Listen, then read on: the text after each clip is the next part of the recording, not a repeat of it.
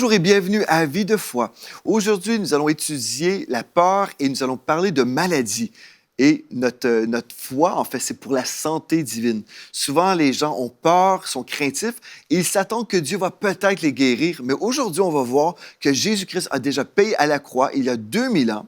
Il a déjà payé pour que nous soyons vraiment totalement restaurés, guéris, et qu'on puisse expérimenter la délivrance de toutes les œuvres de Satan. C'est merveilleux de connaître le Seigneur Jésus-Christ, mais pourtant, même si nous savons beaucoup de choses intellectuellement, plusieurs chrétiens ne vivent pas véritablement dans leur vie, dans leur expérience chrétienne. Plusieurs chrétiens ne vivent pas les promesses de Dieu. Et vous savez, quand on entend parler d'un virus, les gens sont saisis de crainte et de peur. Ils se disent, est-ce que je vais être capable de passer à travers? Est-ce que je vais être contaminé moi aussi? Est-ce que je vais vivre des horreurs? Et les gens sont remplis de peur et de crainte. Mais aujourd'hui, dans le nom de Jésus, je déclare sur vous maintenant, en partant, en démarrant cette émission, je déclare que vous êtes libérés de cet esprit de crainte et vous accueillez le Saint-Esprit. Vous savez, la parole de Dieu nous dit que Dieu ne nous a pas donné un esprit de crainte ou de peur, mais un esprit de force, d'amour et de sagesse. Nous avons reçu un esprit de révélation, nous avons reçu le Saint-Esprit. Il est avec moi sur ce plateau aujourd'hui même. Il est avec vous là où vous êtes. Et aujourd'hui, je déclare sur vous une libération de toute forme d'angoisse, toute forme de peur. Gloire à Dieu, vous n'avez pas à craindre la maladie. Vous pouvez croire que Jésus vous a libéré il y a 2000 ans et vous pouvez croire, tout comme moi, que nous pouvons vivre dans une bulle de la gloire de Dieu, une bulle de la protection divine. Maintenant, quand on parle de protection divine, quand on parle de cette bulle de guérison, certaines personnes vont s'imaginer qu'on peut agir comme des insensés. Vous savez, on entend toutes sortes de choses et surtout de ces derniers temps, les gens s'expriment et puis disent, bien, si nous sommes chrétiens, si on n'a pas peur, on peut s'exposer à toute forme de maladie, il n'y a pas de souci. Bien, la parole de Dieu nous dit, encore une fois, que Dieu ne nous a pas donné un esprit de timidité ou de peur, mais de force, d'amour et de sagesse. Et dans Proverbes, chapitre 22, au verset 3, la Bible nous dit « L'homme prudent voit le mal et se cache ». Ou dans la version Sommaire, « L'homme avisé voit venir le malheur et se met à l'abri. Mais les simples avancent et sont punis. » Donc, Dieu nous dit « Marchez dans la sagesse ». Mais si nous sommes exposés à un virus, une bactérie, nous pouvons croire dans la puissance de Dieu. Mais on ne court pas après ces choses-là. Vous comprenez? Donc, on va user de sagesse et on va toujours demeurer dans la foi, dans la paix, dans l'amour de Dieu, parce que Dieu est amour et l'amour parfait bannit la crainte. Amen. Mais là, si je vais marcher dans la foi, dans mon héritage en tant qu'enfant de Dieu, si je crois vraiment que Dieu m'accorde une bulle de protection surnaturelle, si je crois que Dieu m'accorde une santé divine au-delà d'une guérison d'une maladie, mais une santé où je ne tombe jamais malade, bien, gloire à Dieu, c'est possible si je crois la parole de Dieu. Donc aujourd'hui, si vous voulez être victorieux sur cette peur de la maladie, je veux vous encourager à aller chercher votre stylo, votre carnet. Prenez en note les versets qu'on va voir ensemble parce que c'est la parole de Dieu qui va vous libérer de cette peur-là. Amen. C'est la parole de Dieu qui va vous bâtir dans la foi. Gloire à Dieu. On va lire ensemble le psaume 103. J'aime beaucoup ce psaume. Je pense, quand j'ai commencé à prêcher, c'était un des passages que j'utilisais le plus souvent dans mes prédications parce que ce texte-là nous parle de notre forfait divin. Oh, j'aime ce forfait divin. Et je ne veux pas oublier ce que Jésus a fait pour moi à la croix. Donc, venez avec moi dans le psaume 103. On va commencer au premier verset. Il est écrit, donc le psaume de David, « Mon âme bénit l'Éternel ».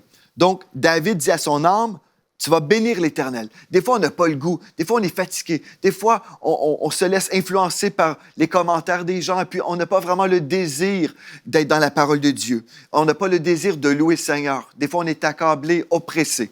Bien, on peut prendre la décision, tout comme David, « Mon âme bénit l'Éternel, que tout ce qui est en moi bénisse son saint nom. » Que tout ce qui est en moi, bénisse son saint nom.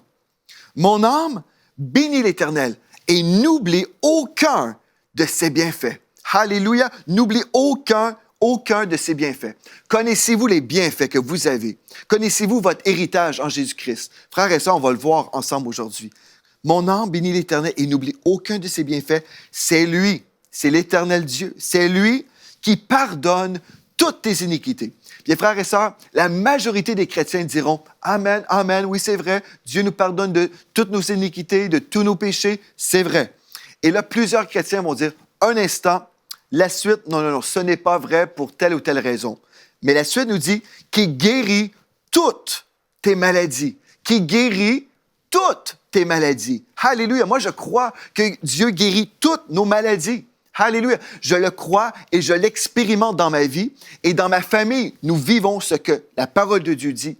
Il y a plusieurs années, ma femme devait se faire opérer à cause d'une maladie incurable. Elle est allée voir son médecin et après avoir prié, après avoir cru la parole de Dieu, quand on s'est rappelé des promesses de Dieu et on a dit, Seigneur, tu as dit dans ta parole, Seigneur, c'est nos bienfaits en toi. Bien, ma femme, elle est retournée voir le médecin et le médecin a dit, mais Mathilde, qui a fait cette opération? Je veux avoir le nom du médecin. Et ma femme a dit, il n'y a aucun médecin qui a fait cette opération, docteur. Mais il a insisté. Il dit, j'insiste, je dois savoir, j'ai besoin de savoir le nom de ce médecin parce que ta situation était irréversible. Elle a finalement dit, monsieur le médecin, le docteur, c'est Jésus-Christ. Et j'aimerais vous dire que Jésus est le même hier, aujourd'hui et éternellement. Si dans la parole de Dieu, on voit que Jésus allait de lieu en lieu, faisant du bien et guérissant tous ceux qui étaient sous l'emprise du diable, bien aujourd'hui, il est ce même Jésus. Il guérit encore. Il est encore tout-puissant. Et peu importe, peut-être aujourd'hui, vous êtes sous des angoisses, des oppressions là, de crainte et de peur. Bien, soyez libérés dans le nom de Jésus. Comme je parle, soyez libérés par la vérité de la parole de Dieu. Mon âme bénit l'Éternel. Il n'oublie aucun de ses bienfaits. C'est lui qui pardonne toutes tes iniquités. Amen. Qui guérit toutes tes maladies. C'est lui qui délivre ta vie de la fausse, qui te couronne de bonté et de miséricorde. Qu'est-ce que ça veut dire, ça? Qui nous délivre. Il délivre notre vie de la fausse. Bien, la fausse, en fait, se réfère à la tombe. Donc, ce texte me dit que Dieu me délivre d'une mort prématurée. Pourquoi? Parce qu'il guérit toutes mes maladies. Alléluia! Il délivre ma vie de la fausse. Il délivre ma vie des accidents. Il me protège des accidents. Je l'ai vécu dans ma vie plus qu'une fois où le Seigneur a surnaturellement protégé toute ma famille. C'est lui qui délivre ta vie de la fausse, qui te couronne de bonté et de miséricorde. Cette couronne, ce n'est pas simplement quelque chose de petit sur ma tête, mais c'est tout mon corps. Je suis dans cette couronne. Il couronne ma personne, qui te couronne de bonté et de miséricorde. C'est ça ma bulle. C'est une couronne. Alléluia. Ma bulle de protection, ma bulle de santé divine. C'est votre bulle si vous osez croire. Mais là, vous allez dire, oui, Pasteur Joël, c'est très, très bien. C'est beau de lire ce texte-là, mais quand même, il y a telle situation, telle personne que je connais qui croit en Dieu, mais pourtant, cette personne ne vit pas ce que tu dis.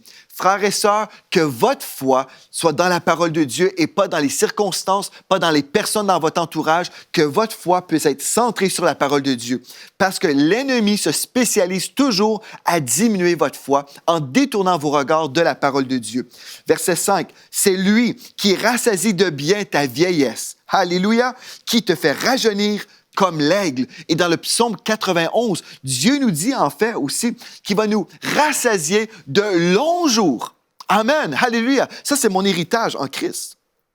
Donc, plusieurs chrétiens ont peur de la maladie ou s'ils sont en santé, ils ont peur qu'ils seront infectés par une maladie quelconque, un virus. Comme je vous ai dit, l'ennemi se spécialise à attaquer notre foi dans la parole de Dieu. Comment? Par le doute. Le diable, c'est diabalo. Le diable, c'est celui qui veut s'infiltrer. Et balo, c'est comme s'il vous envoie des balles de doute constamment. Il vient à répétition pour vous donner ses pensées, pour vous influencer dans le doute. Parce que c'est par le doute qu'il neutralise votre foi dans la parole de Dieu. Mais là, vous allez comprendre ça parce que dans 3 Jean, verset 2, donc 3 Jean, verset 2, il y a un seul chapitre dans 3 Jean, donc dans 3 Jean, verset 2, remarquez bien ceci, là, l'importance d'avoir la pensée de Dieu. C'est tellement important. Vous allez voir. Bien-aimé, je souhaite que tu prospères et sois en bonne santé, tout comme prospère l'état de ton âme. Pourquoi? Parce que notre âme, c'est notre pensée, notre volonté et nos émotions. Donc, si je ne prospère pas dans mes pensées, si j'ai la pensée du monde, si j'ai la pensée de la tradition des religieux, bien, je ne vivrai pas cette bonne santé que le Seigneur souhaite que je vive. Comprenez-vous? Donc, Dieu nous dit, bien-aimé, je souhaite que tu prospères à tous égards et sois en bonne santé, tout comme prospère l'état de ton âme. Donc, je dois prospérer dans mes pensées, je dois être renouvelé, je dois être transformé par le renouvellement de mon intelligence afin de discerner quelle est la volonté de Dieu, ce qui est bon, agréable et parfait. Amen. Alléluia. Donc, aujourd'hui, on va se laisser renouveler. On a vu dans le psaume 103, 1 à 5, que nous sommes guéris aujourd'hui, que les bienfaits du salut impliquent la santé, pas simplement le pardon des péchés, mais aussi la guérison de toute maladie. Maintenant, Ésaïe 53, au premier verset, nous avons la question, mais qui a cru? Qui a cru à ce qui nous était annoncé concernant le Messie? Qui a cru? Qui a reconnu le bras de l'Éternel? Au verset 4, cependant, en parlant du Seigneur Jésus-Christ, nous savons dans Ésaïe 53, en fait, ce texte, c'est un texte messianique qui se réfère à la venue éventuelle de Jésus-Christ, du Messie. Et aujourd'hui, nous l'avons, amen, dans nos vies. Mais au verset 4 de Ésaïe 53, nous lisons « Cependant, ce sont nos souffrances qu'il a portées. » Alléluia! C'est de nos douleurs qu'il s'est chargé. Et nous l'avons considéré comme puni, frappé de Dieu et humilié. Mais il était blessé pour nos péchés. Amen. Brisé pour nos iniquités, qu'on a vu dans le psaume 103 au verset 3, pardon. Le châtiment qui nous donne la paix est tombé sur lui. Le châtiment est tombé sur lui. Et c'est par ses meurtrissures que nous sommes guéris.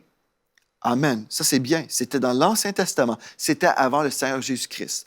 Et là, dans le Nouveau Testament, dans cette meilleure alliance que nous avons aujourd'hui, dans 1 Pierre, chapitre 2, verset 24, nous lisons « Lui qui a porté lui-même nos péchés en son corps sur le bois, afin que, mort au péché, nous vivions pour la justice, lui par les meurtrissures duquel vous avez été guéris. » Alléluia!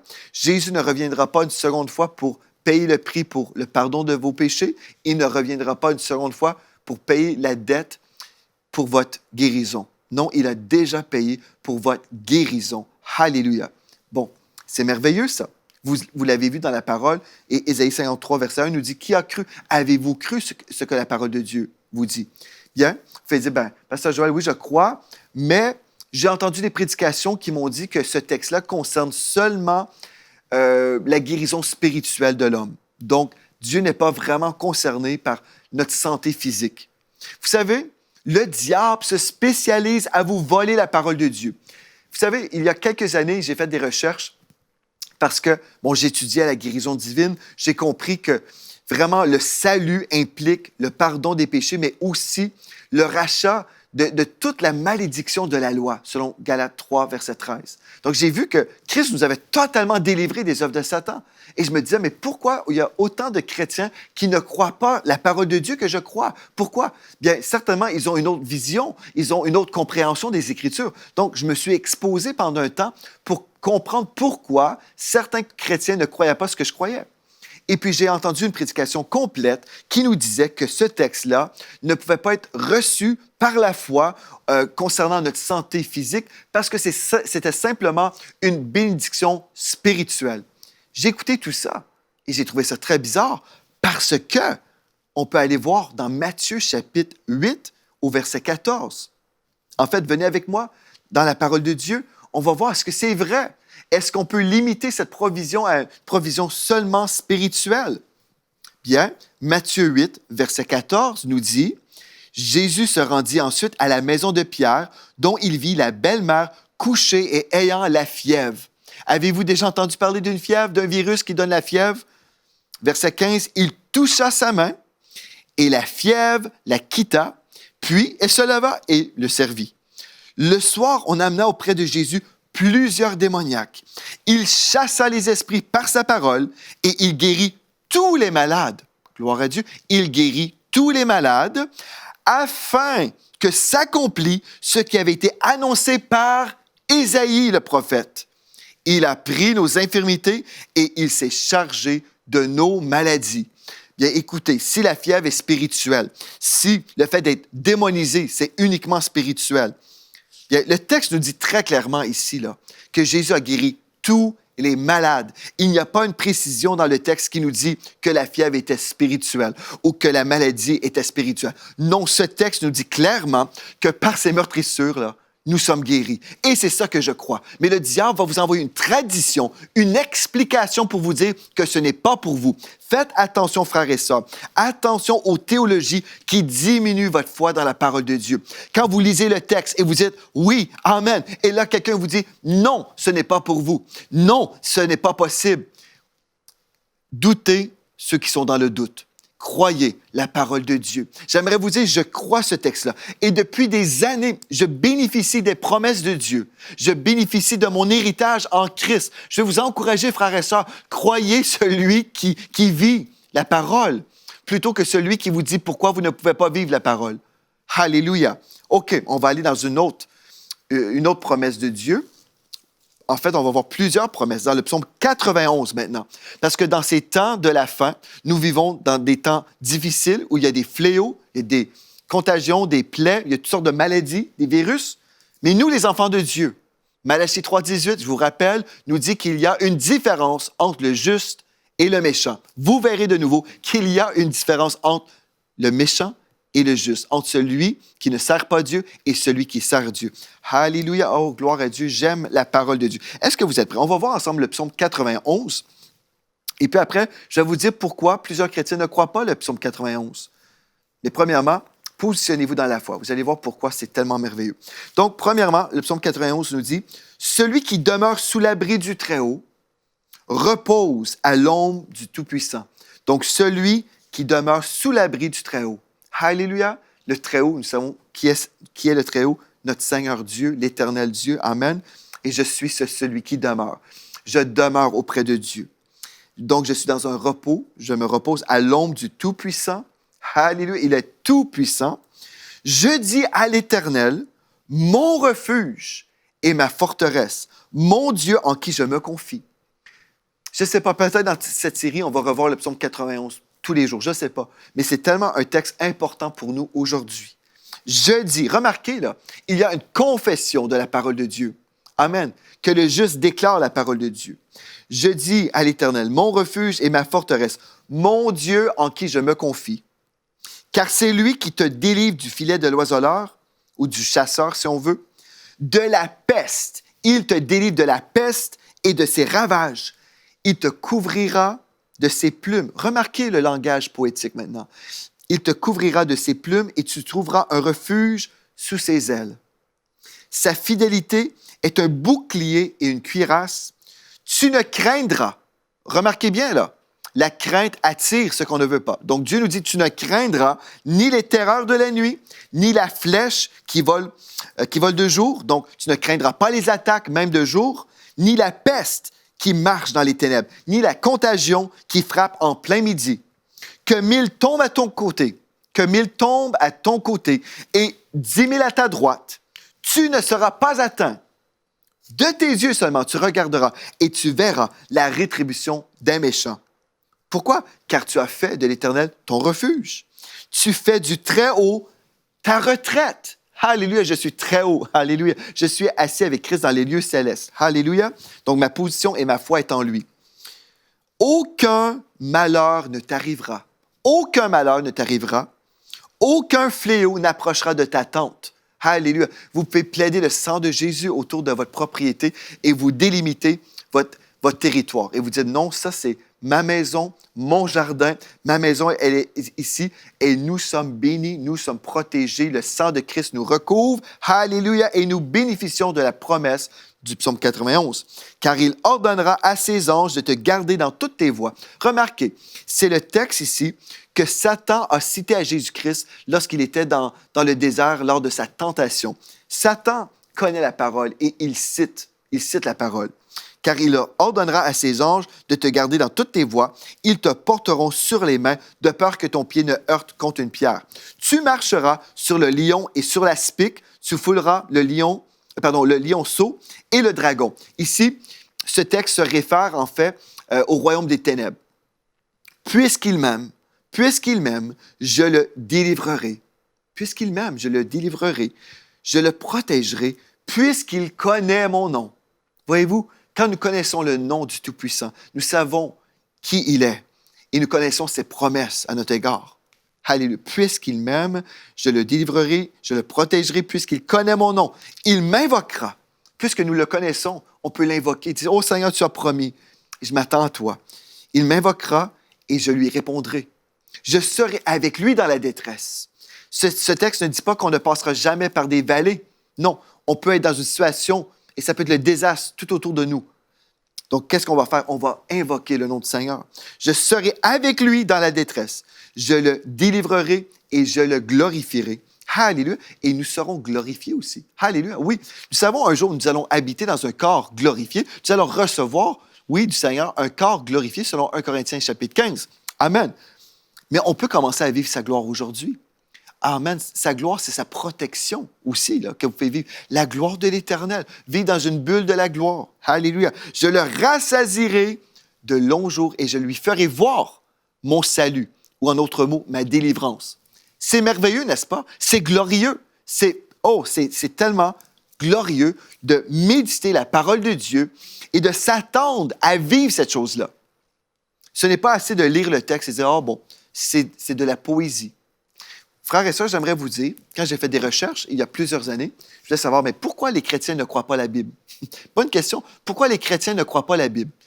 Typiquement, les gens, en fait, sont découragés dans leur foi parce qu'ils disent, bien, j'ai telle personne dans mon entourage qui n'a pas vécu telle promesse. Donc, la foi des gens, typiquement, elle est dépendante des personnes et des circonstances. Elle n'est pas ancrée dans la parole de Dieu. Donc, si votre foi est ancrée dans la vie d'une personne, dans votre entourage, si la personne ne reçoit pas la provision divine, bien, vous imaginez, je ne peux pas recevoir la provision divine parce que mon frère ou ma sœur n'a pas reçu la promesse. Donc, c'est comme ça que plusieurs personnes travaillent ou fonctionnent. Donc, c'est soit les circonstances. Deuxièmement, l'explication théologique, la première que j'ai pu découvrir. En fait, le théologien disait, bien, puisque c'est un texte poétique, on ne peut pas croire littéralement le texte. Donc, encore une fois, le diable veut vous voler la promesse de Dieu. Il veut vous voler, absolument. Par la poésie. Ça peut être poétique. Amen. Oui, il y a de la poésie dans ce texte. Amen. Mais ça ne veut pas dire que le texte est faux pour autant. Ça ne veut pas dire que c'est simplement un poème qu'on devrait lire et ne pas croire. Ça, c'est le diable qui veut vous voler de votre héritage. Une autre explication que j'ai entendue récemment, bien, c'est un texte uniquement messianique. C'est-à-dire, c'est un texte qui concerne uniquement le Seigneur Jésus-Christ. Et oui, ce texte concerne le Seigneur Jésus-Christ. Comme je vous ai mentionné, le diable a cité une portion du texte, du passage, pour séduire le Seigneur Jésus, et Jésus n'a pas chuté. Le Seigneur Jésus a toujours demeuré sur la voie de l'intégrité. Il n'a jamais quitté le chemin de la perfection. Jésus a marché parfaitement selon la volonté de Dieu. Oui, ce texte peut concerner le Seigneur Jésus-Christ, mais ce texte ne se limite pas au Seigneur Jésus-Christ. Ce texte est pour chaque enfant de Dieu. Vous savez, Jésus-Christ est le Fils unique de Dieu. Oui, on comprend dans la parole que Jésus était le Fils unique de Dieu. Mais savez-vous que depuis ce temps, Jésus n'est plus le seul Fils de Dieu. J'ai été adopté dans la famille royale de Dieu. Si vous êtes un fils de Dieu aujourd'hui, si vous avez donné votre vie au Seigneur Jésus-Christ, vous êtes aussi un fils de Dieu. Comprenez-moi bien, on ne dit pas que nous sommes le Fils de Dieu. Non, Jésus a une position élevée. Alléluia, gloire à Dieu. Mais nous avons été adoptés dans cette même famille. Nous faisons partie de la famille de Dieu. Alléluia. Et je fais partie du corps de Christ. Gloire à Dieu. Donc, vous savez aussi une autre chose, je suis co-héritier avec Christ. Donc, si ce texte concerne Jésus, bien, je suis co-héritier avec lui. Alléluia. Le diable, il veut toujours vous voler votre foi. Il veut que vous soyez dans la peur, dans des angoisses de la maladie. Oh, est-ce que je vais être contaminé par une maladie? Plusieurs personnes sont contaminées premièrement par un esprit de crainte. Ils sont tourmentés. Mais pourtant, Dieu nous dit dans sa parole, dans le psaume 103, n'oublie aucun des bénéfices. N'oublie aucun de ces bénéfices. Et le psaume 91 élabore sur les bénéfices, nous donne vraiment tellement de choses merveilleuses. Le diable, en fait, ce qu'il veut faire, c'est vous faire douter. Et je vais vous lire un dernier texte, en fait, dans la parole de Dieu, dans Jacques, chapitre 1, au verset 5. Chapitre 5, pardon. Non, verset 5. Jacques 1, verset 5. Si quelqu'un d'entre vous manque de sagesse, qu'il la demande à Dieu et qui donne à tous simplement et sans reproche, et elle lui sera donnée. Donc ici, c'est une requête pour la sagesse, mais on peut demander au Seigneur plusieurs autres choses, n'est-ce pas? Donc on peut s'approprier ce texte-là et l'appliquer à d'autres promesses, mais qu'il la demande avec foi. Peu importe notre demande auprès de Dieu, qu'on la demande avec foi, sans douter. Remarquez, là, Dieu nous précise les choses. Donc, on peut avoir la foi et dire, oui, Dieu est capable, mais on peut aussi douter de la volonté de Dieu. Donc, on a aussi de l'incrédulité qui est là. Et l'incrédulité va neutraliser ou annuler notre foi. Donc, il y a plusieurs personnes qui croient en Dieu, qui croient dans la puissance de Dieu, mais ils ne bénéficient jamais de la puissance de Dieu parce qu'ils ont aussi du doute. Vous comprenez? Donc, mais qui la demandent avec foi, sans douter, car celui qui doute est semblable au flot de la mer, agité par le vent et poussé de côté et d'autre, ou agité par les médias, agité par les discours mondains ou dans la tradition des hommes. Qu'un tel homme ne s'imagine pas qu'il recevra quelque chose du Seigneur. C'est un homme irrésolu, inconstant dans toutes ses voies. Frères et sœurs, ne soyez pas inconstants, mais croyez la provision de Dieu pour vous dès aujourd'hui. J'aimerais prier pour vous maintenant. Si vous êtes dans la peur, vous avez peur de sortir de chez vous, là, vous avez peur. Aujourd'hui, c'est votre jour de délivrance. C'est le jour du salut pour vous. Donc, dans le nom de Jésus, je vais prier pour mes frères et mes sœurs maintenant. Il y a des personnes à la maison, Seigneur, qui sont là, qui sont criblées par la crainte, qui ont peur de tomber malade. Dans le nom de Jésus-Christ de Nazareth, je parle à ces angoisses, je parle à ces esprits qui viennent tourmenter mes frères et mes sœurs. Et je dis, quittez maintenant, quittez mes frères, quittez mes sœurs. Soyez totalement affranchis de cette loi du péché et de la mort. Soyez affranchis par Jésus-Christ. Entrez dans cette dimension de la vie de Dieu. Oh, la vie de Dieu. Que la gloire de l'Éternel se lève sur vous maintenant. Oui, que cette gloire se lève sur vous maintenant dans le précieux nom de Jésus-Christ. Que l'onction de Dieu brise tous les jougs de maladie. Je déclare que cette maladie qui est peut-être sur vous en ce moment, soyez libérés de cette maladie. Par les meurtrissures de Jésus-Christ à la croix, il y a 2000 ans, Jésus a payé pour vous. Recevez maintenant votre guérison. Par ces meurtrissures, vous avez été guéris. Il envoya sa parole et les guérit et les fit échapper de la fosse. Alléluia. Je renverse les paroles négatives. Je renverse maintenant les rapports qui vous ont condamné, qui vous ont criblé. Dans le nom de Jésus, soyez libérés maintenant. Recevez l'onction du Saint-Esprit. Recevez votre guérison. Entrez dans cette dimension de vie surnaturelle, dans le cycle de la vie. Entrez maintenant, dans le nom de Jésus, dans le cycle de la vie et cessez de vivre dans la maladie. Fermez la porte et dites, je ne serai plus jamais malade. Je crois ce que j'ai lu. Je crois ce que j'ai entendu. Aujourd'hui, je déclare que Jésus est Seigneur de mon corps, de mon âme, de mes pensées, de toute ma personne. Dans le précieux nom de Jésus, je reçois.